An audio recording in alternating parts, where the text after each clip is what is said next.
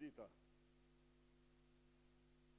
Goditja e fundit ndaj grupit Dritan Gjika, Eldi Dizdari, Shpëtim Alia, ka çuar në konfiskimin e një mori asetësh dhe kompanish, kryesisht në fushën e ndërtimit dhe turizmit, që përdoreshin për pastrimin e parave të drogës.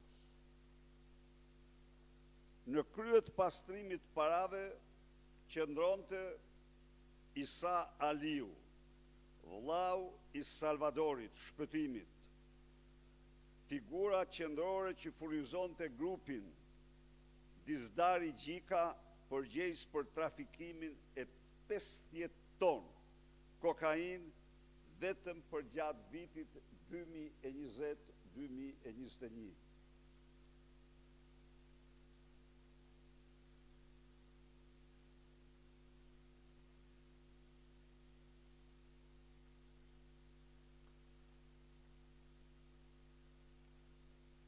Por,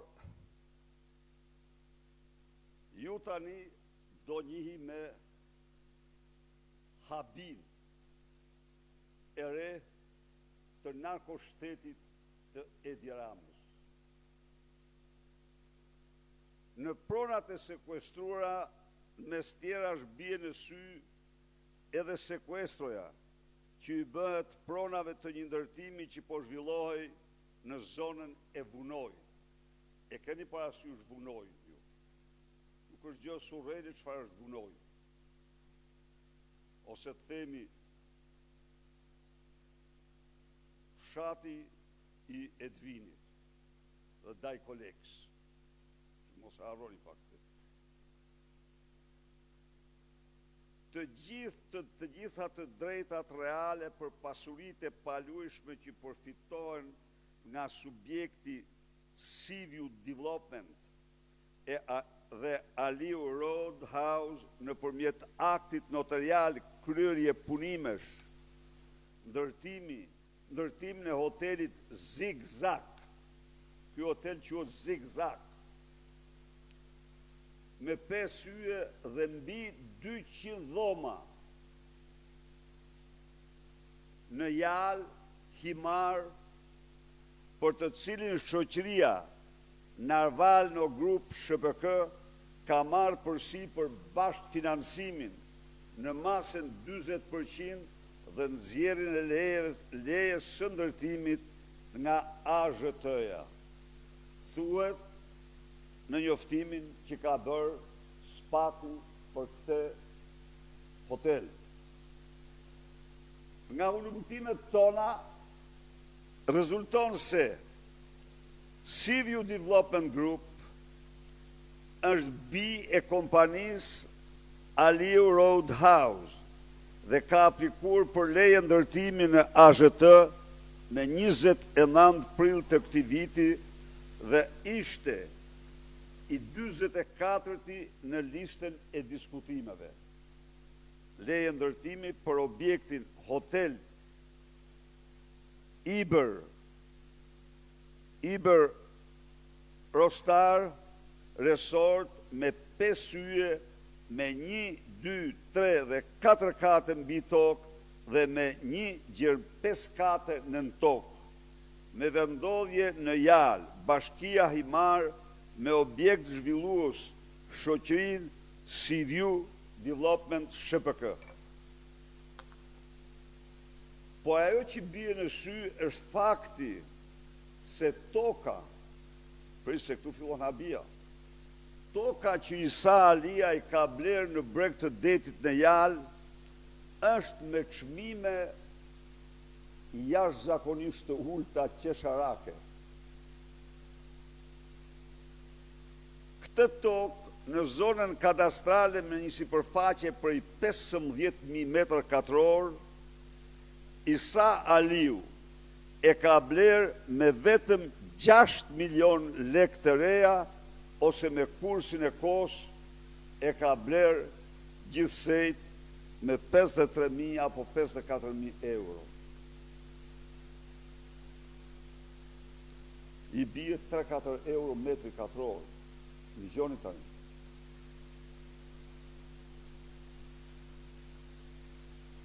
Përkatësisht, pasuria me numër 3614, 4400 metër katror, zona kadastrale 3824, është blerë me 1.760.000 lekë. Pasuria numër 3, 615, 4200 metër, zona kadastrale 3824, është blerë me 1.680.000 lekë. Pasuria numër 3, 616, 6400 metër, zonë kadastrale 3824, është blerë me 2.560.000 lekë. Pra, si që shikoni, janë gjithsejt 15.000 metër katror tokë të blera për vetëm 400 lekë metri katror, apo 3.2 euro metri katror. Shqipeni, toka është blerë me 3.2 euro. Habia, nga dokumentat rezulton se prona ishte blokuar nga ASHK-ja për munges dokumentacioni si raporti vlerësimit dhe kontratat e shitjes. Dhe për rreth 3 vite që nga blerja rezulton e tillë, për t'ja u thjeshtuar pak që në fillim, se nuk mund t'imagjinoni, toka nuk ka shitës. Po, toka nuk ka shitës. Nuk ka, unë e kuptoj, se ju thoni si ka mundësi. Në Republikën e Kolonel Buendias të Garcia Marquesit funksionon vetëm fantazia. Pra kjo është e vërteta. Toka nuk ka shitës.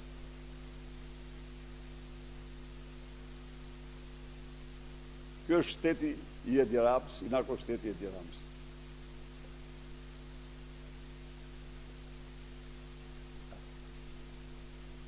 Pra, por Isa Aliu është kujtuar të çojë një kërkesë në ASHK për heqjen e kufizimeve në fund të vitit 24. Prisni. Pra, ASHK-ja e ka blokuar sepse s'ka shitës. Dhe këte Isa Aliu, alias Isa Rama, e kërkon pas 2 vitës apo 3 vitës, në fani sa ishte, kërkon heqjen e kufizimeve në fund të vitit 2024.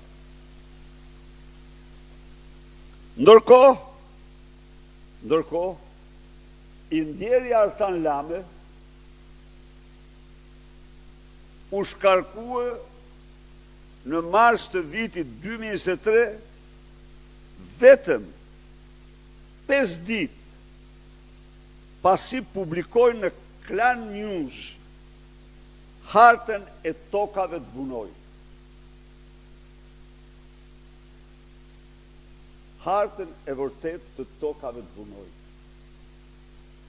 Kjo tërboj kreun e Meduzës,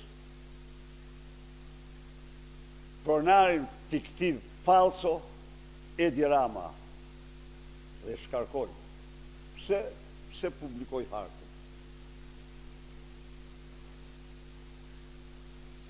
Armand, tani kërkoj pak në imën tëmë dhe t'ja u shpjegosh këtu është.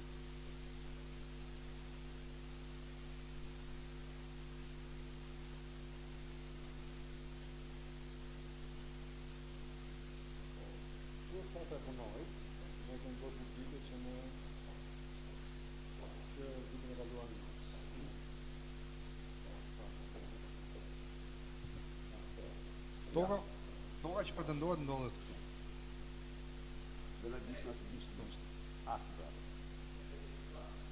Hoteli Zigzag është aty. Ngjitur me këtë, po ta vini re mirë, është prona 3 fraksion 613.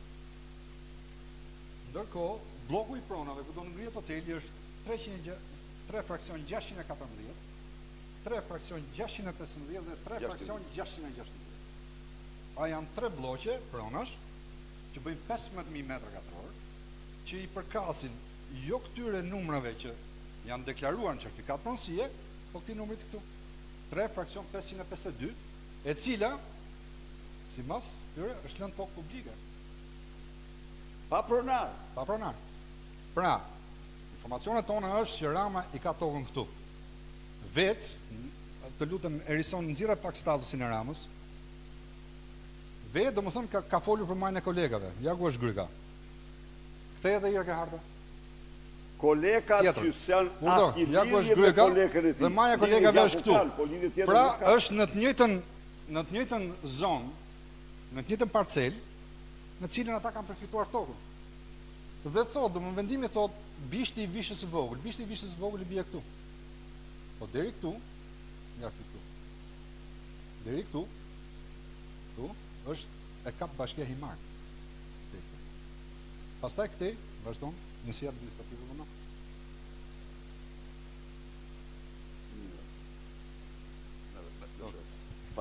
Pra, e shifti, Artan Lame publikon në Klan News, i cili unë edhe më para, ja u kam bërë me ti, ka meritën se nuk e regjistroj kur. Tokën e pretenduar nga Edi Rama, nga Olsi Rama, nga Endjera, mama e ti Aneta Koleka, dhe nga pasarësit e Spiro Koleks, mbasi gjinësi i tyre i provur me dokumenta, ishte një varfrit të madhe dhe kishin gjithsejt 71 gomar.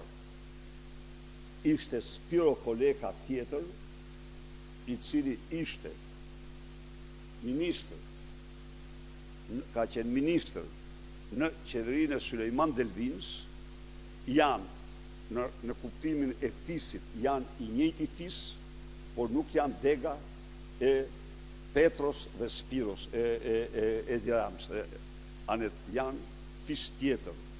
Edhe këtu do dalem pak më vonë. Tek kjo çështja e ku. Pra, toka është publike.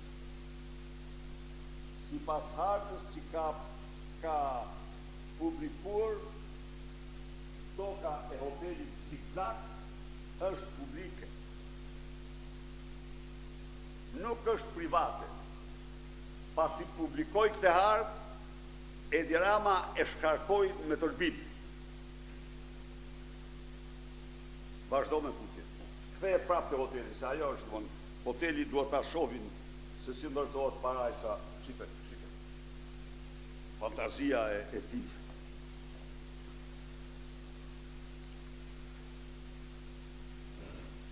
Pra, për 3 vite, Isa Aliu, bashkë me noterin, nuk e kanë ditur se për regjistrimin në ASHK duhet kontrata e shitblerjes. Nuk ka. Dhe raporti vlerësimit. Por, pozicioni, ku është blerë toka le shumë për të dyshuar, disa gjëra që janë sigurta janë fakti se toka ndodhet në kufi me tokën e pretenduar nga Edi Rama. Tokën e pretenduar nga Edi Rama.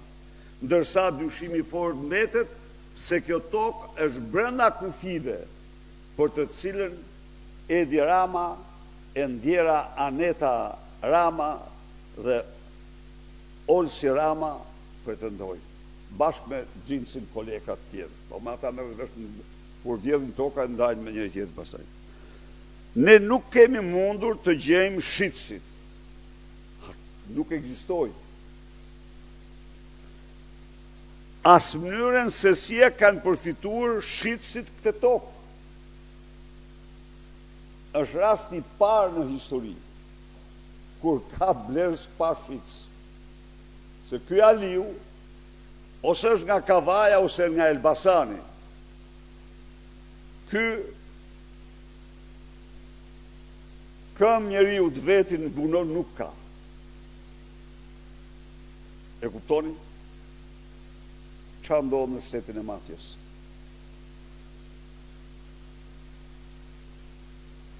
Në certifikat në regjistrimit zëri kadastral është shënuar pemtore. Prisni, është shënuar pemtore. Në një vend që ka pasur absolutisht vetëm shkurre në Vjekeq, ja, shifeni. A mund të imagjinoni ju tani, shikoni, është 5 shkurre, se e kam dhe foto tjetër, po jo e tërmën bukur. Është 5 shkurre. Tani, nga na dolen bache, këtu ku do ka shkurre. Dhe dihet që ai që ka bë projekt, ai ka për shkurre. Pemtore. Na duhet pemtore, tani ta quajmë, po. Pra, në rast se nuk do ishte shënuar e tillë, çdo lloj forme përfitimi, qoftë me AMTP, qoftë me trashëgimi, do ishte pamundur të posedohej, pasi në vuno janë ndarë me ligjin 7501 vetëm ullishtet. Ndërsa për pronat e tjera që janë në proces gjyqësor, ose nuk kanë mundur të provojnë procesinë, pasi kullotat nuk kanë qenë në pronësi të askujt. Tani, duhet të jemi pak të vërtet. Kullotat nuk kanë qenë komunale. Në ligjin e perandorisë, toka, ajri dhe deti I përkishin perandorit. Ai I jipte ato me lizing për mirëqenjen e qytetarëve. Kjo është e vërteta absolute e perandorisë otomane. Në kuadrin e saj, sigurisht në shkallën e një autonomie të themi, si thot Stavros Kendi, I pavdekshëm në studimet e tij për Republikat e Alpeve, në zonat e Alpeve, si që thot ishin si gjysë, si po thuj si Republika Autonome. Kishte një treg, megjithëse sultan